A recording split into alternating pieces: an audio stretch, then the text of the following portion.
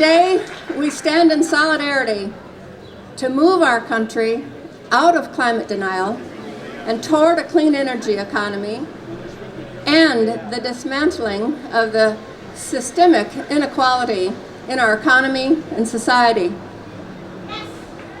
We must protect the web of life. This complex and wondrous balance is just a marvel of a life support system for all living things on our planet.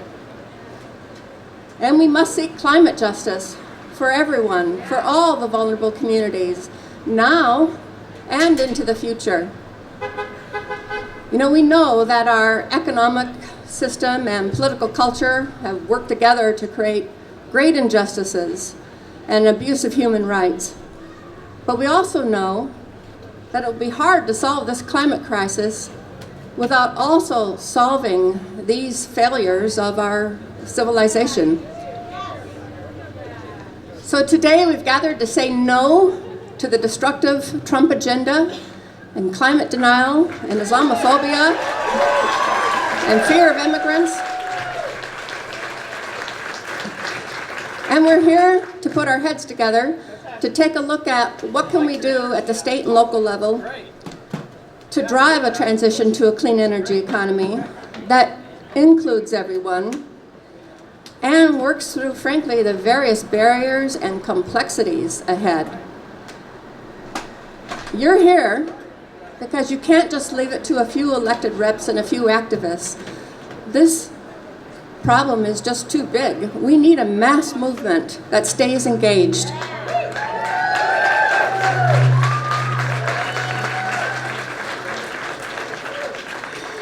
So we're going to talk about why policy matters and why you need to get involved in creating the political will for the bold policy changes that we need in the years ahead. And after we've talked about that, we're going to be marching down to the space at Green Star, where we're going to talk about taking action and what you can be doing to help with that transition and help with climate justice. And after that, we invite you to join us for the rest of our Earth Day events, starting at 2:30 with Gerald Torres. He's going to be talking about the law and social movements. And then at 3:30, we'll have our annual Science of Sustainability Awards, and at 4, Voices of the Community. But before we get started, I wanted to stop and give thanks to all the people who've made this possible today. Beck Equipment has been our overall sponsor for all today's events, and we've also had wonderful support from our local clean energy firms, Halco, MP Environmental, Snug Planet, Tatum Engineering, Twin Tiers Solar and Wind, and also help from the Sustainability Center and So Green and Dish Truck, with some in-kind donations from Green Star and Core Life Eatery and Go Macro Bars.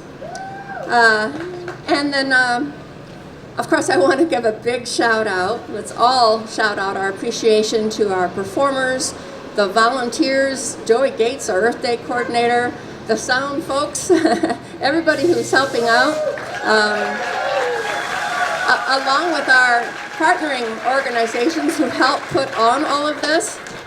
Big shout out to the Friendship Donations Network, So Green, Tompkins County Progressives, Tompkins County Climate Protection Initiative, the Sustainability Center and Go Solar Tompkins, Independent Democratic Women of Susquehanna County. Those are our friends from Montrose, Pennsylvania, who have been helping with us at a long reach. Interfaith Climate Action Network, the Coalition to Protect New York, Mothers Out Front of the Southern Tier, and the Tompkins County Workers Center. Thank you, all of you. And now I want to introduce our first speaker to you, our Assemblywoman, Barbara Lifton. Barbara has just been an amazing leader on energy and climate, and I'm sure most of you are well aware of her leadership when we were fighting fracking in New York State. And you may remember a few years ago, Barbara and I put on a regional Climate Smart and Climate Ready conference. So she's been very involved and continues to be so, actively working on our behalf in this extremely complex debate that's going on in New York State about how do we reform, how Just get closer to the mic and put it back better. how do we reform our energy system. So she's here today to help us understand what's going on at the state level and how you can help push for energy democracy and climate resilience. So, Barbara.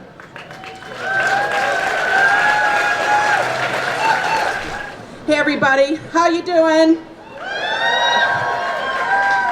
It's great to see all of you. I was going to say we have to stop meeting like this, but then I thought I'd say no, we have to keep meeting like this. It's really so important, you know. Some people say, why get out in the streets? Why not just sit at your computer and call and email and you know, organize on campaigns, which are going to be so important. But I think it's really important that we all get together. We can start feeling awfully alone at times, and it's so important that we see that we are not alone. We are all still very concerned. We're still all very energized, and we're going to keep fighting together.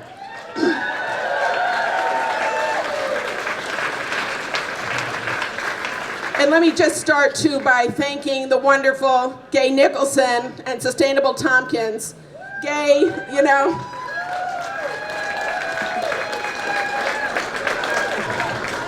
she's done amazing work. Gay's done amazing work. I worked with her on the climate conference a few years back. She's tireless, she's smart, she listens to people. She's just done such wonderful work for our whole community. I'm so grateful that Gay is here in this community, helping us, guide us, and keep us moving forward in a positive way. Thank you, Gay and Sustainable Tompkins.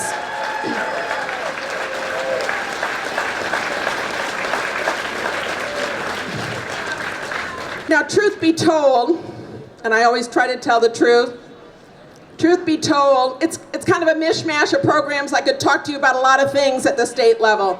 There are 20, 30 different programs, many different programs, but I want to focus on a few things to try to get people reoriented. And I know, by the way, that you're going to keep working even though we've had setback, obviously, in DC, major setback.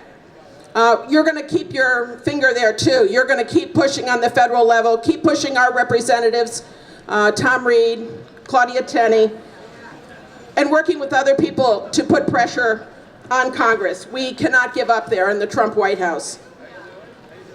But I've been asked to speak to you today about what you can do to push forward on state legislative efforts and other efforts to reduce greenhouse gases in New York State. So it's tough slogging, but I've got really good news for you. For all of you eager to jump in on a different level maybe to the climate fight, there's lots of work to be done in New York. First, let's recall, we banned fracking in New York.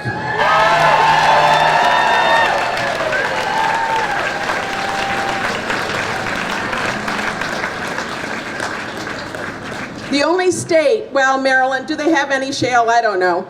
You know, we did it when we had a lot of Marcellus shale. We had a lot of pressure on that battle. And I worked the inside and you worked the outside, and we won that battle in New York. Thank you.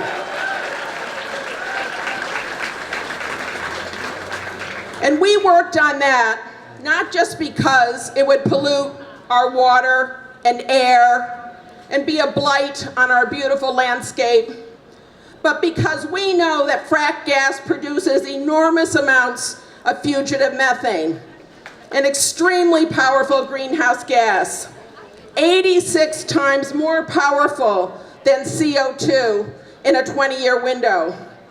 And we understand that, of course, thanks to the great work of our own Bob Howarth at Cornell. Really has been heroic. Bob's been absolutely heroic. We have so many heroic people in this community.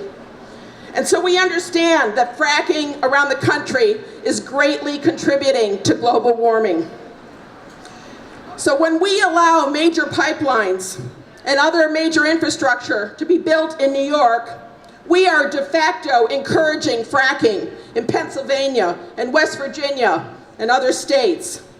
And that fugitive methane goes up into the atmosphere. It doesn't respect state boundaries. Goes up into the atmosphere that we all share. And we have already reached a number that our scientists, about which our scientists are deeply worried. 350 parts per million was supposed to be the top acceptable number, right?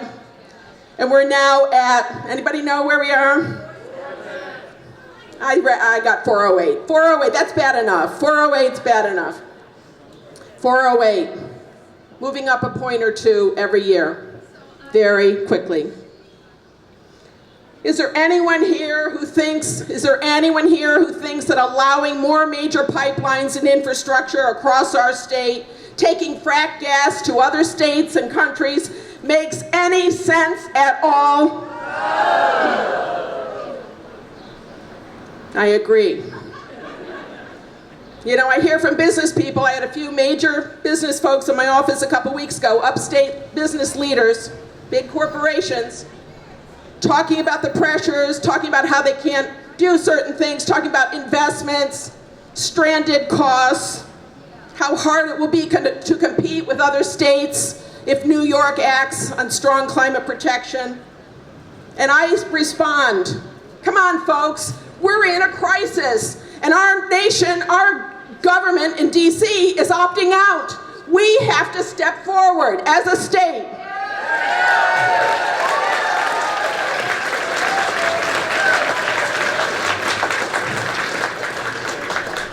We should do whatever we need to do. We'll pay for your stranded costs. I'll pay you to keep the fossil fuel in the ground. I'll pay you to put solar panels up. I'll pay you to do energy conservation. We must do whatever we have to do. We must switch off fossil fuels.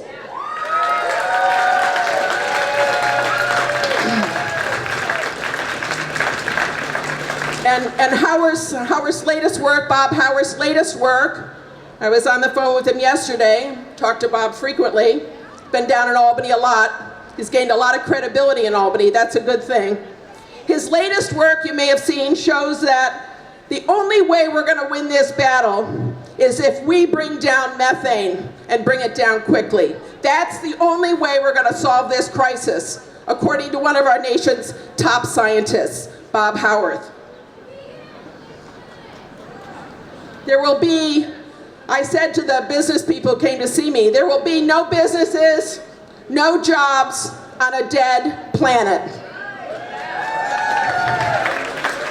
Mother Nature is not negotiating with us on this.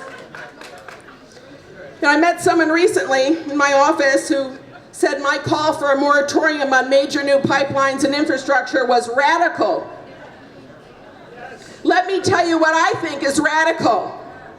Radical is continuing to drill for the most powerful greenhouse gas on the planet, producing runaway global warming that has the permafrost in the Arctic melting, releasing yet more methane, that our oceans are so loaded with carbon, so acidic, that the critical coral reefs around the world are dying off, among many other already clear impacts. Continuing to drill is radical.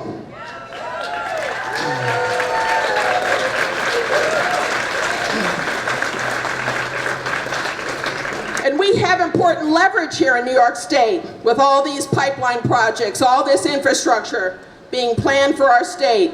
Some has been approved, some has been disapproved, but there are many more to go.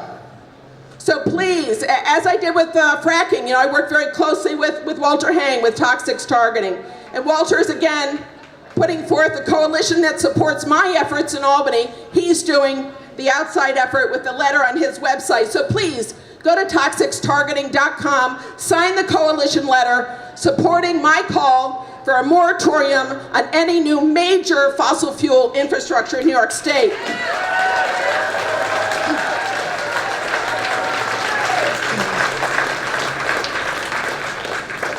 That coalition letter at toxicstargeting.com mirrors my legislative sign-on letter that I did last year. 21 of my colleagues in the Assembly and Senate signed it. And it calls for that moratorium. It also calls for a massive weatherization and energy efficiency program in New York State for homes and businesses and institutions to reduce the use of fossil fuels by at least 30%.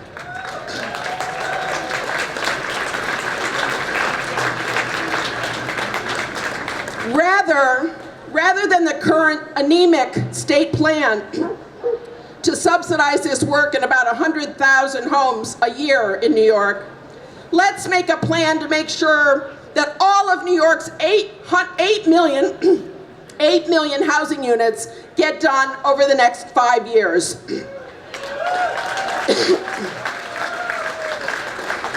At the current rate, it'll probably take 40 or 50 years to get all these houses done. This is the smartest thing we can do. This is the biggest bang for our buck in terms of bringing down greenhouse gases.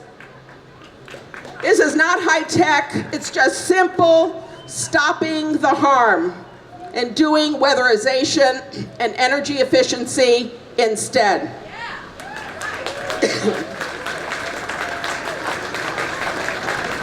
Ruth, can you hear me out there? Ruth, you got me? Great.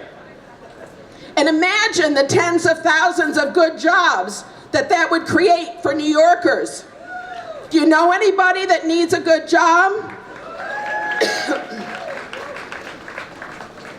If we had an actual climate action plan in New York State, which unfortunately we don't really have, unlike our county, for instance, you've been to the county website, they've really done wonderful work. Thank you all. I know you worked with your county legislators, with the city. You're working on climate action plans locally. You're doing a great job and being a great model for the rest of the state, in fact, for the state itself. If we had a climate action plan, isn't that where we would start? We would stop encouraging fracking, and we would roll out a Marshall Plan to conserve energy, bringing down the use of fossil fuels by 30%. Isn't that where we would start?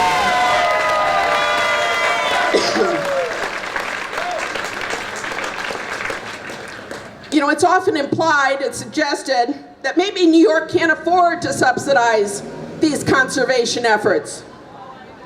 We do more, really, but we can't afford it. Some seem to say. No one actually says this, but the unspoken questions are, can we afford to solve this problem? Do we have the money to do this? Are we willing to spend the money to save the human species? It's really bizarre, isn't it? It's bizarre. And we wonder why our kids are having a hard time when we're not sure about the answer to this question. Why are we asking whether we can afford to do this? New York State is the third wealthiest state in the wealthiest country in the world. We have an annual GDP, gross state product, of $1.6 trillion, trillion with a T, every year. We can afford it.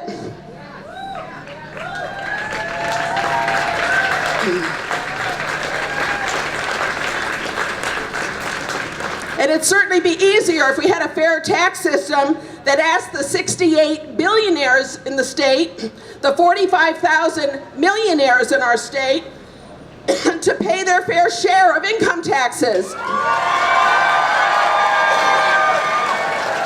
sorry.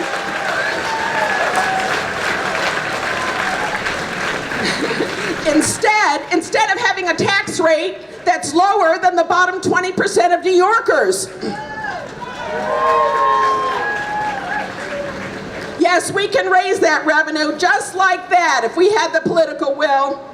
They won't leave the state, believe me. They're very happy in New York. They're not going anywhere. And yes, we would roll out a big government program to bring down demand and reduce greenhouse gases by 30% at least.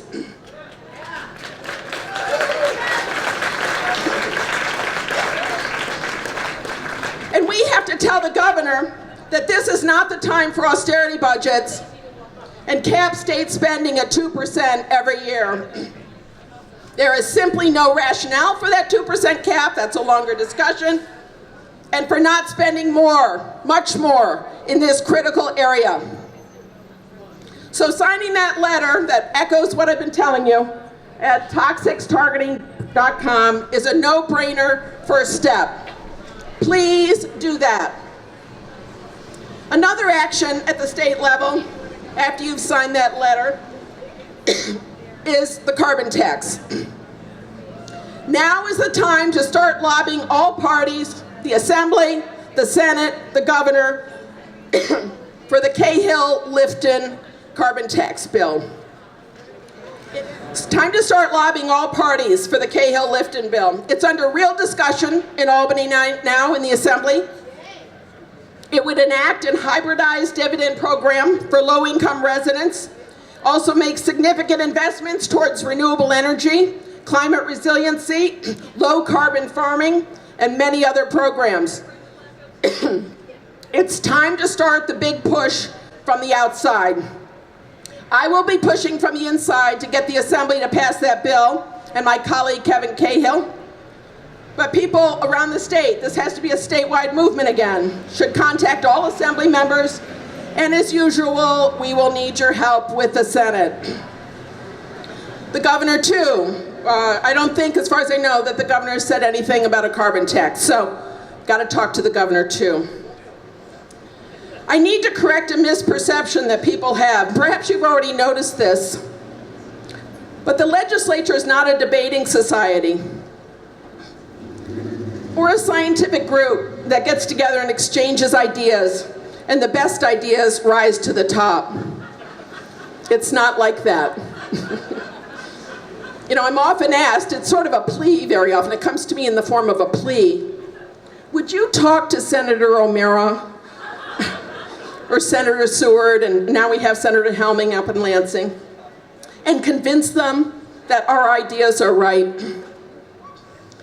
Now, not to be too flip about it, but they could care less what I think.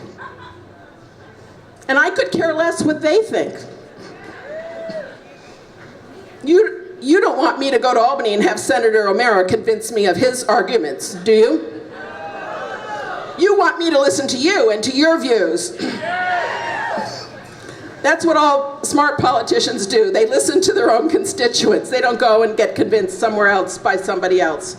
It's you that the senators and the governor and I need to hear from.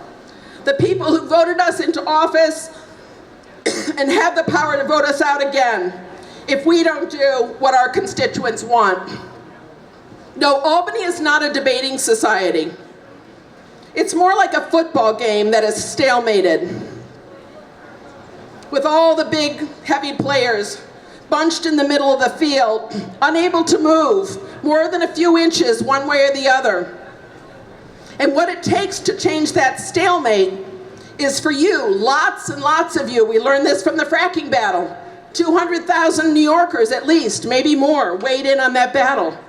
Lots of you on the outside to push hard on one team, one side of that equation, and force them to move by calling and emailing with your views, meeting with legislators, and if they are intransigent, running a strong candidate against them. And then getting everyone to the polls to change whomever is sitting in that seat, if need be, to get good public policy.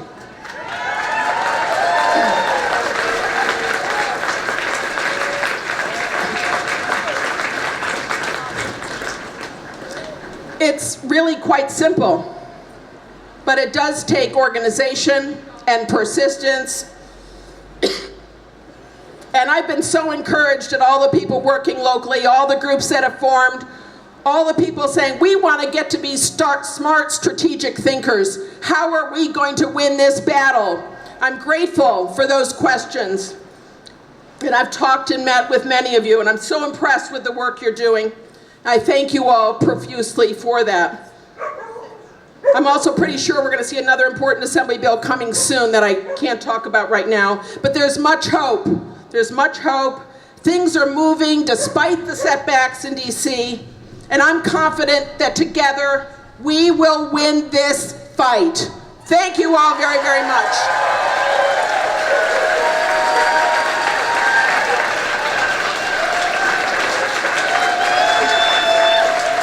Keep it going for Assemblywoman Lifton.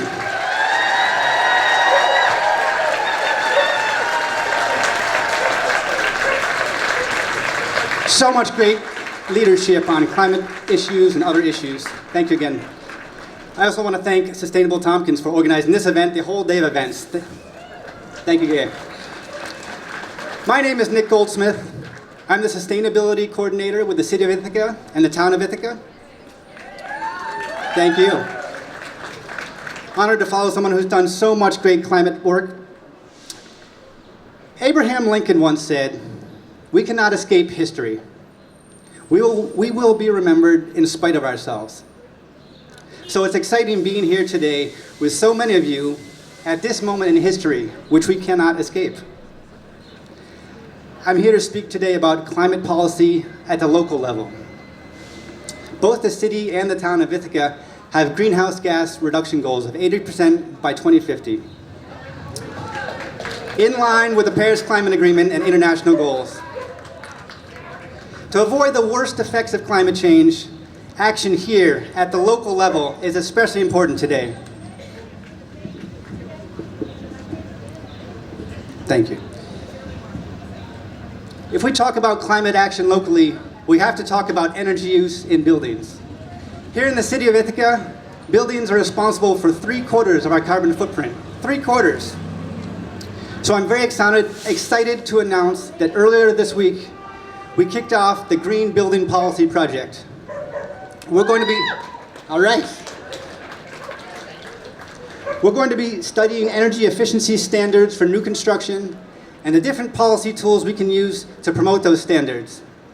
We'll also be taking a hard look at what are the social impacts of these policies. How does it affect the cost of ownership, the cost of rental? How does it affect access to those new efficient buildings? The situation today is that developers are pressured on a project-by-project basis to build more efficiently.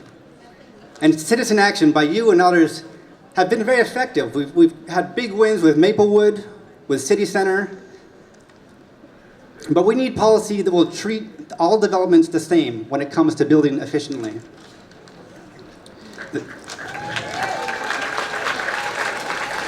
The Green Building Policy Project is just the first step towards a suite of local climate-friendly policies. But to continue making progress, we need your help. What can you do? Talk to your elected officials. They need to know that you care. If you want to see electric chargers in city parking garages, tell your council members. If you want to see solar in your communities, let your town board members know. And don't just come to speak out against things that you don't agree with and that you don't want. Let them know when they're doing the right thing.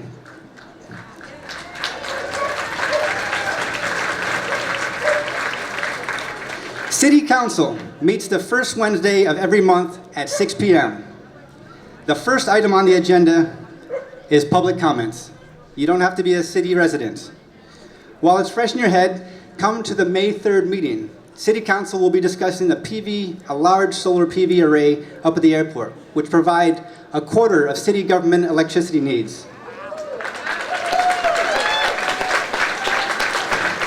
We can take it farther though. Consider serving on a planning board, or a town board, or city council. The action does not end here today. But today we march for the climate. Today we march for clean energy jobs, and we march for climate justice. So I'm happy to be marching with you today at this moment in history. Thank you.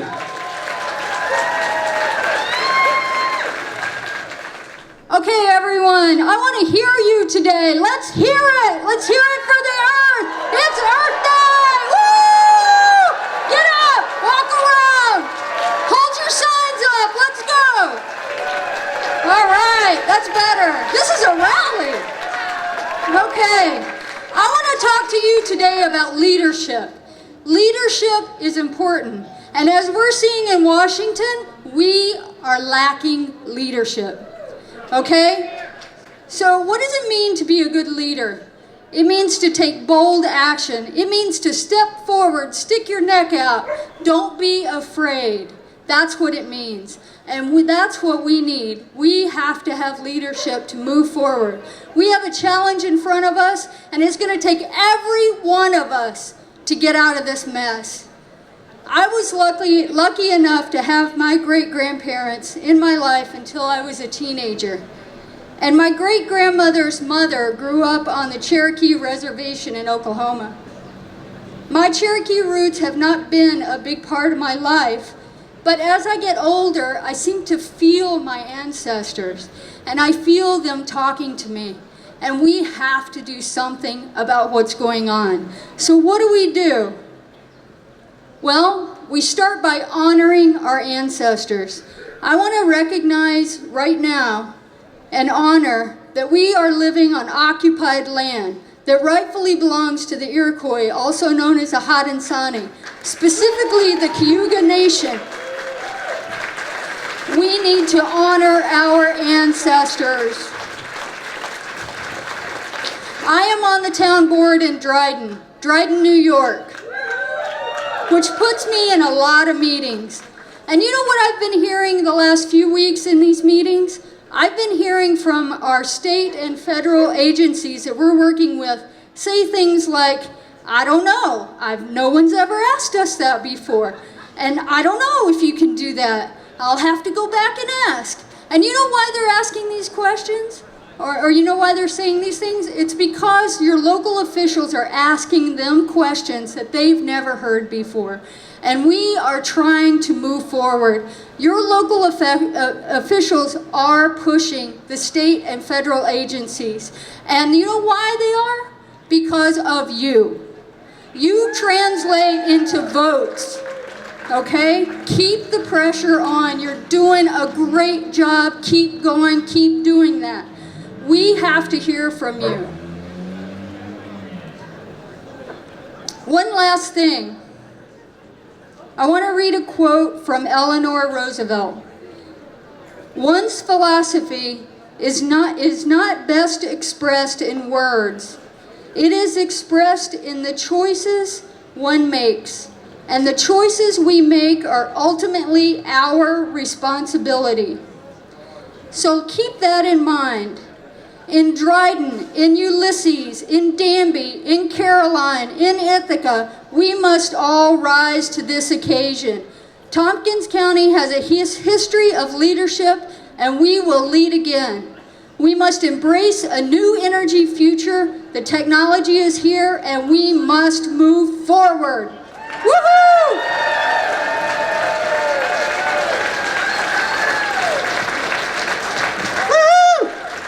That was Deborah Cipolla-Dennis from the town of Dryden. Aren't they lucky? Woo!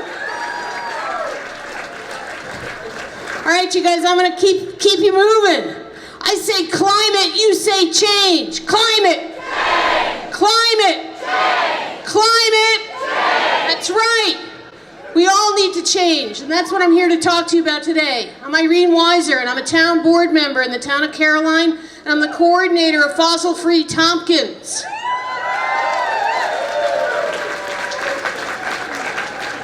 Fossil Free Tompkins has a vision for Tompkins County to be the first fossil-free county in New York State. Is that a vision you can all get behind? Louder, come on you guys, like you mean it. Like you mean it, like our lives depend on it. Let's lead this state. Let's lead right here.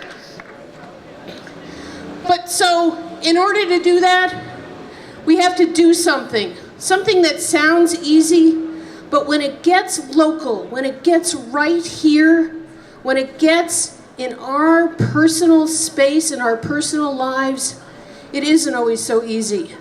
And so that's what I want to talk to you about change today. Fossil Free Tompkins, and I know many of you out here have been part of making, I'm going to use this word not lightly, but the easy changes. Because it's been easy to get out in the street and put our fist in the air and say no fracking.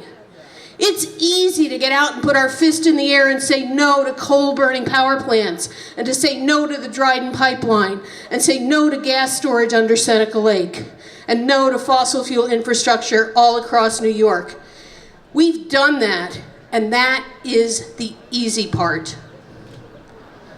The hard part is making real change to a new future right here at home. And I'll tell you why. It's because change means loss.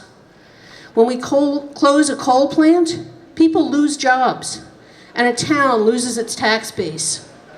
When we put up a solar array or a wind farm, people lose the views that they have loved. When we put in bike lanes, people lose the convenience of on-street parking. And when we put in denser housing, the character of a neighborhood changes. These are real, and it's hard. It's really, really hard for the people that this is impacting. And so I'm here today to ask you to think about these changes in a different kind of way. And I'm going to call on you for a few things. And the first thing I'm calling on you for is to stop calling your neighbors NIMBYs. They're not. They care about their kids and their grandkids and the future just as much as you do.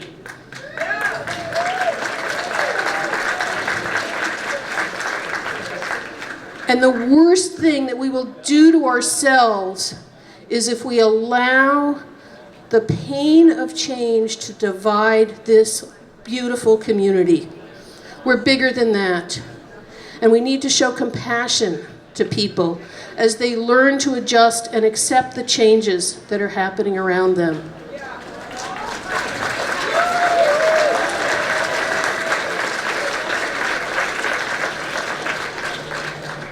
That said, we also need to keep perspective.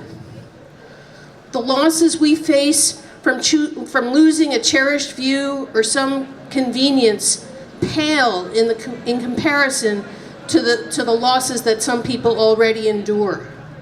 Losses of health from living in the shadow of fossil fuel plants, or working in coal mines, or living near heavy traffic. Loss of life from droughts and wildfires. Loss of lives and homes from flooding and superstorms. So keep your perspective. It doesn't mean to have compassion for people who are struggling with change. Doesn't mean that you have to move over and say, yeah, you're right, let's move it somewhere else. There is no somewhere else. We need all the available places and more.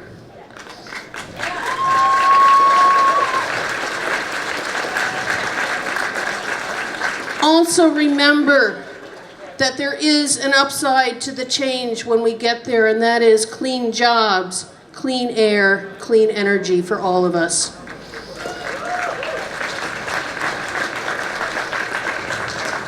One day the change is going to come to you in ways that are challenging and maybe uncomfortable. So I'm going to also ask that you be willing to give up your privilege.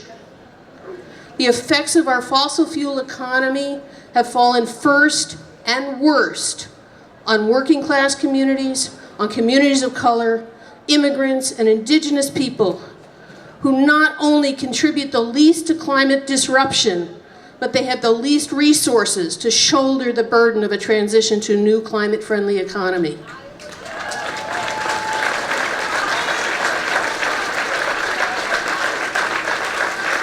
We who are here, who are white people of privilege, and I know not every white person has the same level of privilege, but we have privilege, and we have been very privileged to have the beautiful views and the opportunities that this community presents to us, but we can't forget the people on whose back our privilege has been taken.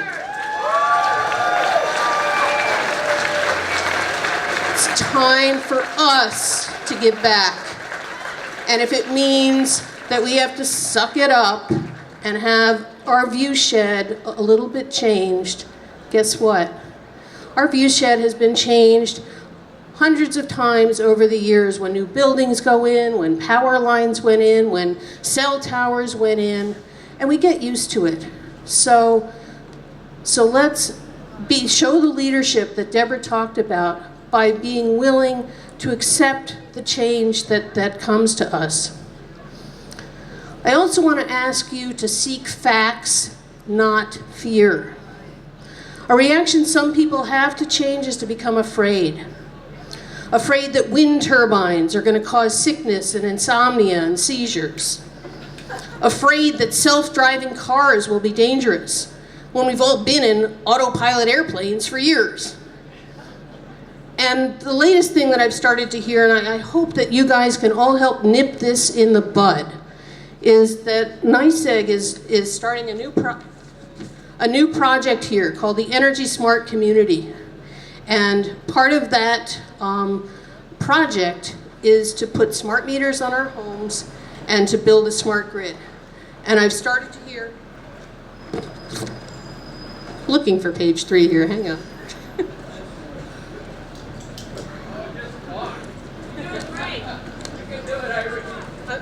What I'm starting to hear is that there are some people who are afraid of NICEG smart meters, a technology that has been around for 25 years and can help make the grid smarter and more efficient while also saving us money. They're afraid of the radiation from these smart meters put on their homes. I gotta tell you, there's more radiation from your cell phone, there's more radiation from the wireless networks in your coffee shops and in probably most of your homes.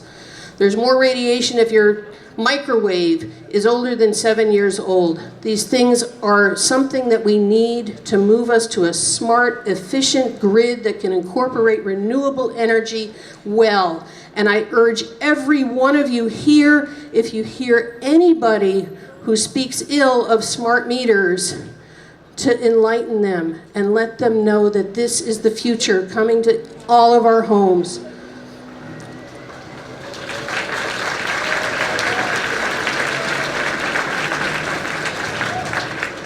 I also want to urge you to make the changes that you can. And we have different levels of ability to do that. Not everybody can go out and buy an electric car tomorrow. You know what, this morning, this is for real. I was sitting there brushing my teeth. And I thought, I don't need the lights on to brush my teeth. But really, do you know what? If we all start just making silly little changes like that, it all matters. It all adds up. And so it doesn't have to be horrible and painful. One less coffee latte thing and go out and buy an LED bulb instead. Buy one a month or one a week until your whole house is changed over. That will be an enormous difference in drain of, we have to keep power plants like the Cayuga power plant around to meet peak demand on summer days. We pay to have that sit there and be ready for when we use a lot more electricity. We pay for that. When we're busy building the new grid of the future out of solar energy and wind, let's not have huge high peak demands. Let's learn to be energy efficient all the time so that we don't have to overbuild the next energy system that we're building. So make the small changes that you can that make together a big difference. Just like all of you gathered here today collectively together makes a big difference. The other thing I want to ask you, and you're doing it some today, and thank you for doing exactly what my next thing is to show up and speak up. It's terrific that you're here today. It's terrific that you're giving input. Give input all the time. It's not enough that you showed up here today. You've heard before, show up at your town boards, speak up at your town boards. Black Oak Wind Farm, I can't tell you how my heart breaks over this. We've had probably, 15 people who show up at town boards repeatedly on Black Oak Wind Farm saying that they don't want it. Do you know what? There were 400 people who signed a petition that fossil-free Tompkins circulated in Enfield. 400 residents of Enfield who signed a petition saying they want the wind farm. But they never came out to the board meeting. And so the only voices that they heard were the people who said no. We need to show up and speak up and say yes, because petitions don't make noise.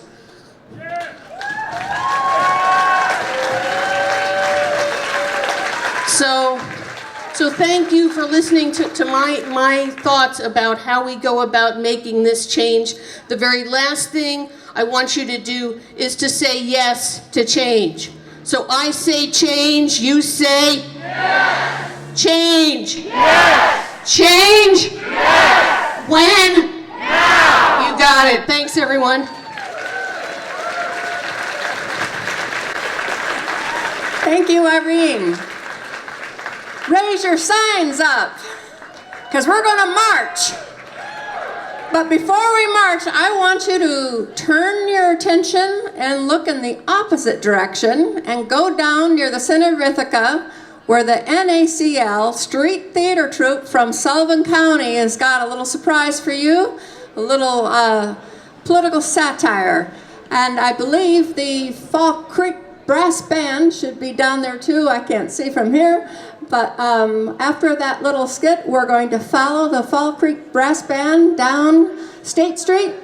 And just, there are marshals in safety vests. They'll be very visible. Just follow their direction. So let's head down that direction. I think I can see some people up on some stilts. So let's go. All right. So, without further ado, let these gentlemen... Oh my goodness, I almost forgot. Save the best for last. Don't just give her the facts. Don't just give her the facts. She can do more with alternative facts than all the climate change scientists put together. Give it up for Kellyanne Conway. Say hello, Kellyanne. Hello, Kellyanne. I didn't mean to put my shoes on the couch. Okay, Kellyanne. All right, have a seat. All right, so without further ado, let these gentlemen and gentle lady deliver their energy vision, inspired, of course, by me. By the way, great electoral college win, biggest ever. Go. Everything you do, we give to you. Everything you do, we are. When you drive, we're driving you. When you fly, we're flying you. When you roll, we're rolling you. Everything you do, we are. When you heat, we're heating you. When you cool, we're cooling you. When you build, we're building you. Everything you do, we are.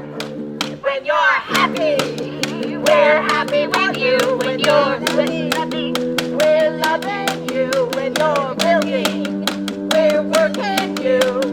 Everything you do, we are. Computers, TVs, cell phones, automobiles.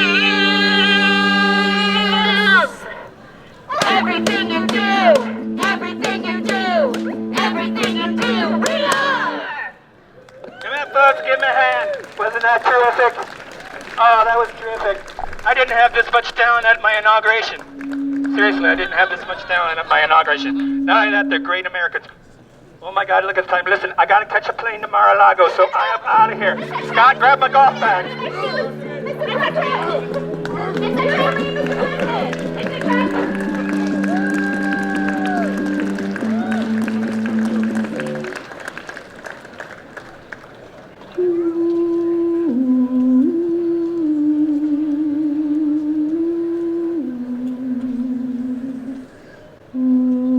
In this world, there is beauty, water, earth, sky, and kindness.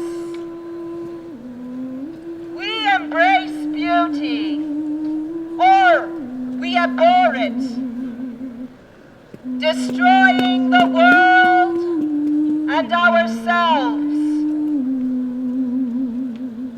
But beauty will not die. Please be kind.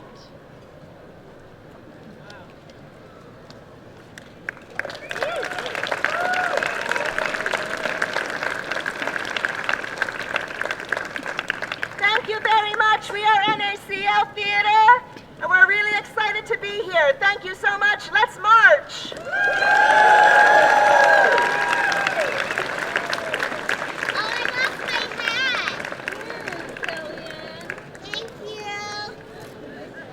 where we're supposed to go. We need the marchers! We need music! Yeah, Kellyanne? Yeah! I used to be the blueberry princess of my hometown!